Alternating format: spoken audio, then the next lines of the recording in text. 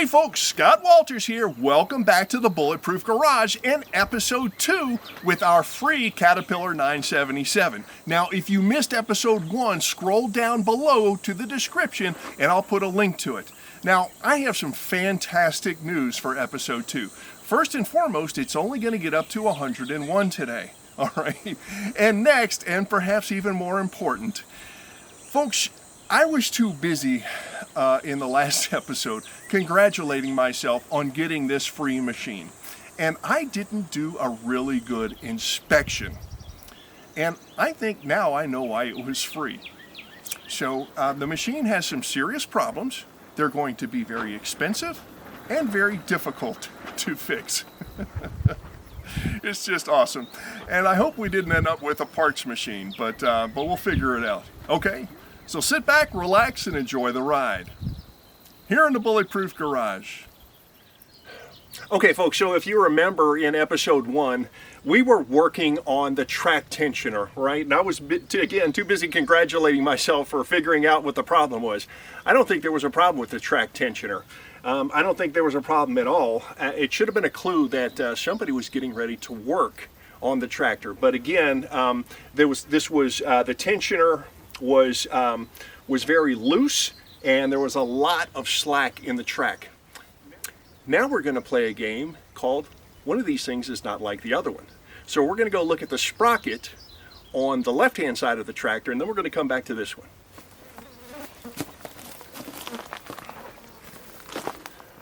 Okay, so I just took the sprocket cover off, this guy right here, okay? And take a look and see what we've got right here, all right? Now we're going to go to the other side and see if the other side looks like this one. So again, you know, I'd make a lousy detective because I missed another clue. So the sprocket cover was off on this side, all right? It was sitting over in the grass. And let me move out of the way so you can see what's going on here. All right, so this side obviously looks different than the other, all right? There is a cover on the other side, and there's a cap on the other side. And if you zoom in a little closer, you can see some carnage, all right? So, okay, so these parts they're not happy. So this is a bearing housing, right? And in there is a bearing. I suspect that bearing is junk. Obviously, we've got some parts to replace here. And what's worse, though, is you really need to get the sprocket off to see how bad the damage is, all right? Because the sprocket is on tapered splines, and you're not going to know whether the splines are chewed up or the sprocket is chewed up until you remove the sprocket. And that's not an easy job on one of these old machines. Now, while we're over here, this is a piece of the tensioner spring, so that was loose when we took the tensioner cover off in the last episode, and so I just picked that up. Now, that's not terribly uncommon, but you know, it's something that we need to replace. So I don't know how much they cost, but I'm guessing they're fairly expensive and difficult to find, and not super easy to replace. So that's more awesomeness.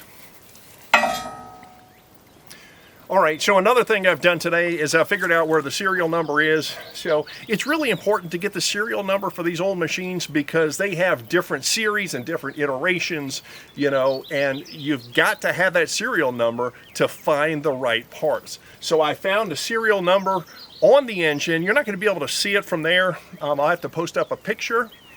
But that tells us a lot about the machine and how it should have been configured when new and what the appropriate parts are for it.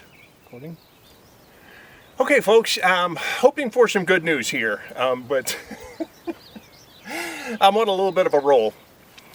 So I'm going to check the fluid in the final drive on the right side. So the right side has got the damage. The problem is there are 2 seals that may be damaged as well, and if those seals are damaged, all of the fluid leaked out of the right side final drive. And obviously running around with no fluid in there may have caused more damage. So cross your fingers and wish me luck. Let's check it.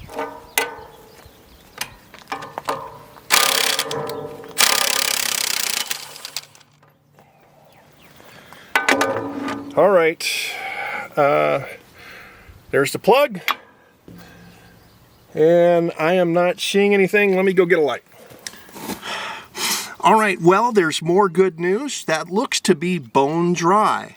So I might be trying to source a final drive for the right side here. So I am slowly seeing my wallet empty as we go through this today. So more awesome news.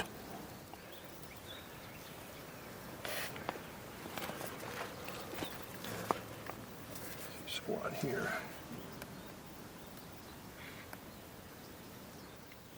Okay, well, I am seeing more bone dry stuff there. So yeah. Awesome news. So, adding to the shopping list, a right side final drive. Folks, I hope we don't end up with a parts machine here. I really don't want to have that happen. But so this is really bad news. Is it possible that the right side final drive is still good? Oh, sure. But at this point, there's a pretty good chance that it's junk. No telling how long it was run without fluid. Maybe I was the only one that ran it without fluid, but I suspect that the seals let go, and this may have been run dry for a while. So we won't know how bad it is until we get inside, but this is really not looking good at this point. All right, while we're over here, let's go ahead and check the left side, and let's hope for some good news this time.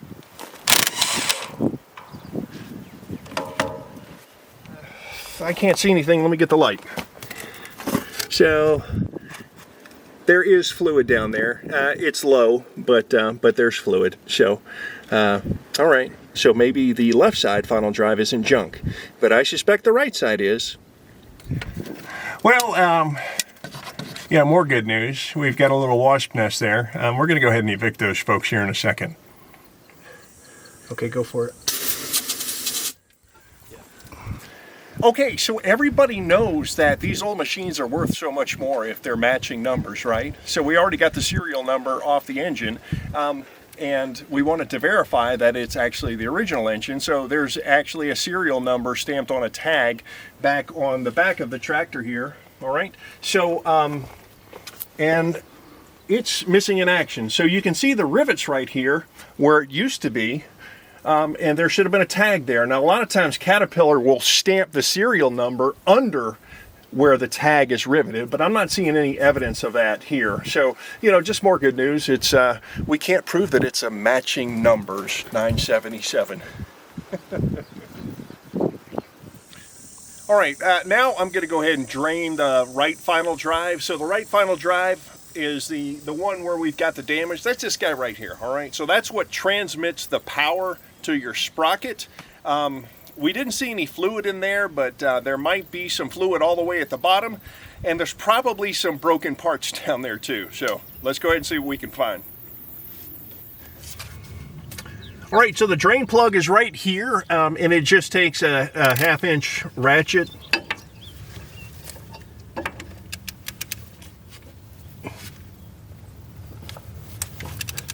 All right. I was worried about that coming out. Now I got to figure out how to get a drain pan down here.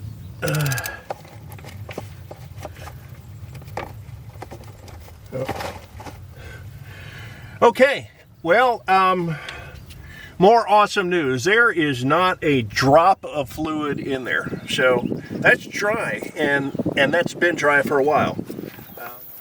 Let me see.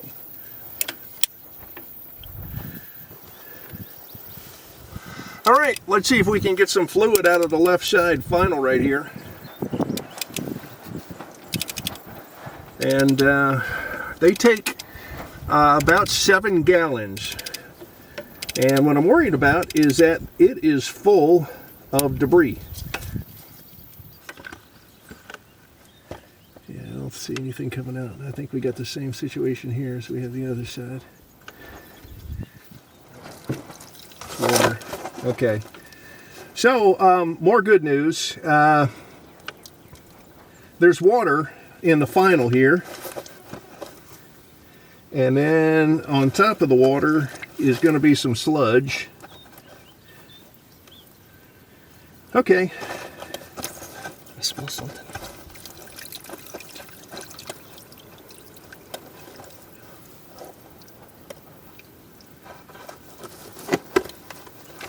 This is not going to work. Okay, so here's the situation. I got some nasty fluid out of the bottom of the left side final drive. All right, so there was about, I don't know, maybe an inch of sludginess at the bottom, and then once I kind of stuck my finger through there, I got a little bit of water and then some fairly nasty looking fluid. The problem is that where this drain plug is located, I'm not able to get a drain pan under there without spilling way too much. So we're gonna, yes, we'll go ahead and clean this up, but I'm gonna have to get this thing up off the ground, I believe, in order to be able to get a drain pan under there to drain this final. And the reason I'm working on the left side, right? So we know the right side has the damage, but let's say the left side has got big hunks of metal down there, all right? If we got gears that are destroying themselves on the left side, then, boy, it does sound like we may have a parts machine, all right? So we know the right side's bad, so, but again, that's why we're checking the left side to see if it's going to be in decent enough shape to use. Okay, so we'll have to retry this when we get the machine off the ground, and probably with some bigger and better drain pans. Okay, I feel like I'm panning for gold here. So this is what came out of the left side final. It looks pretty nasty. It's sludgy. Yeah, I mean, the bottom inch or so that was in there was just pure sludge. I had to kind of jam my finger in there to loosen things up to where it would drain. So there's a little bit of water in there, and I can see some metal in there, but what there are not big chunks of metal in there, okay? So that's the good news. Having said that, I don't think I drained out enough. I want to drain all of the oil out, and in draining all of it out, then I'll be able to look in there with an inspection camera as well to see if there are any big chunks of metal. Because again, you know, we know the right side final is bad, or at least parts of it. If the left side final is junk too, then again, we probably have a parts machine. All right, now we're going to go ahead and check the fluid on the clutch booster. And that is this guy right here.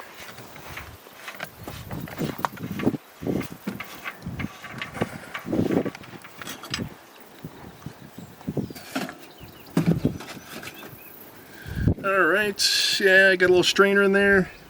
And looks like we're low on fluid. Okay, so this takes 30 weight engine oil, according to the data tag right here, so that's what we're putting in it.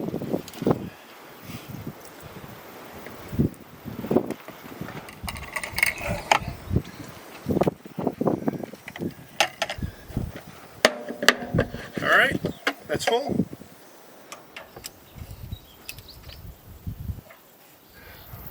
All right, now we're up here at the fuel tank. So today's diesel is ultra low sulfur. So the problem with that is that it doesn't have the lubricity that the previous formulation had. So obviously this tractor was designed to run on the old diesel. So what you do, you know, you can put some hot shots or something in the tank if you like. I've just got 2-cycle engine oil. So you do about 1 ounce of this to every gallon of fuel. So these are both 13 ounces, so that should be enough to treat what's in the tank or close to it.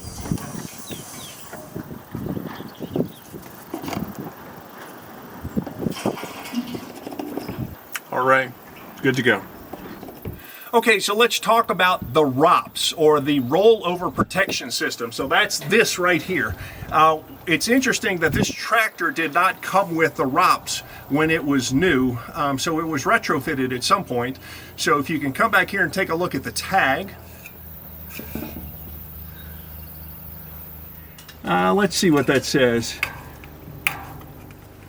All right, that's got some paint on it, but it looks like Medford steel. And and it was manufactured the 6th of August 1973, so this machine was already over 10 years old by the time this was manufactured. So I'm assuming that's when it was installed, so back in 73. All right, now we're gonna check to see if the right side sprocket is loose. I've got a pry bar back here, and I'm gonna give it a pull or tug, and it should not be loose. So let's see what happens.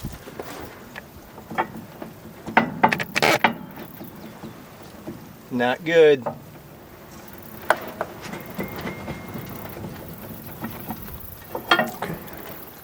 All right, moved around to the left side of the tractor here.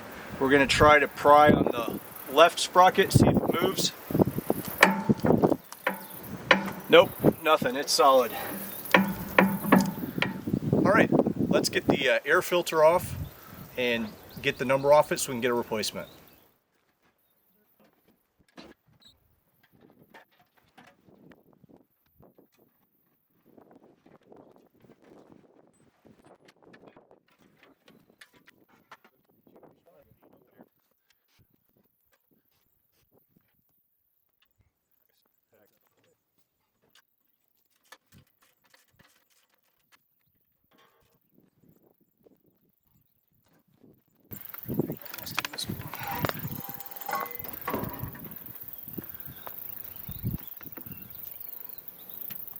Oh, look at that. May of '83. I think it's probably time to change it, Will. I think we might be replacing the 1983 air filter with something maybe in the 2000s? I don't know. We'll see. Made in the USA though. Good stuff.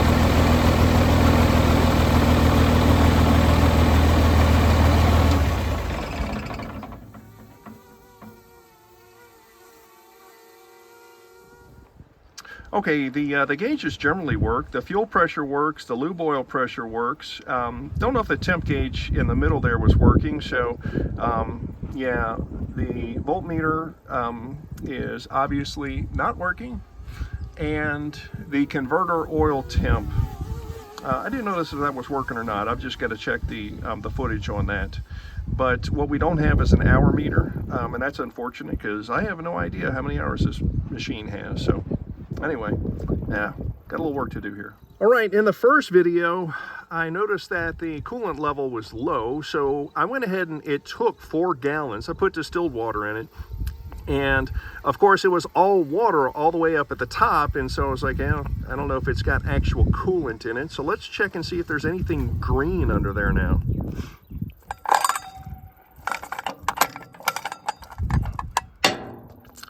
Excellent. All right, that's what I need to see. So it actually has coolant. No telling how old that stuff is though, but at least it's the right color. Okay, folks, that is it for this episode, all right? So first and foremost, I don't know where we are right now, right? you know, this machine is going to take a lot to get it back operational again. All right, it's going to take a fair amount of effort. It's going to take a fair amount of money. So I don't know whether it's a parts machine or whether this is a viable option to get it up and running and operational again on a reasonable budget. Okay, so let's hear it from y'all. What do y'all think about that? Okay, parts machine or viable moving forward with getting it repaired? Okay, so the next question. I'm not sure that I want to do the work that it needs out here, all right? So I'm certainly not going to drop it off at the local cat dealership and ask them to do it. They're capable, but I shudder to think what the bill would be for that. So I plan to do the work myself, you know, probably with some help from Will. And, you know, rolling around in the mesquite with the scorpions and the spiders and the rattlesnakes, yeah, it's not terrible, but I think I would prefer to do the work somewhere where there is concrete, because this final drive, you know, it's not something that you're going to remove and replace with, you know, the cherry picker that you use to pull the floor cylinder out of your Pinto, right? I mean, it's going to take some, you know, a forklift of some sort and some serious maneuvering to get the old one out and the new one back into place. Okay, so that's it, folks. As always, thanks for watching. I really appreciate it. Don't forget to hit the thumbs up button down below if you like the content. Poke around on the channel some. We've got several dozen videos up. All right, and don't forget to subscribe to the channel as well. Okay, signing off. We'll see you next time on the Bulletproof Garage.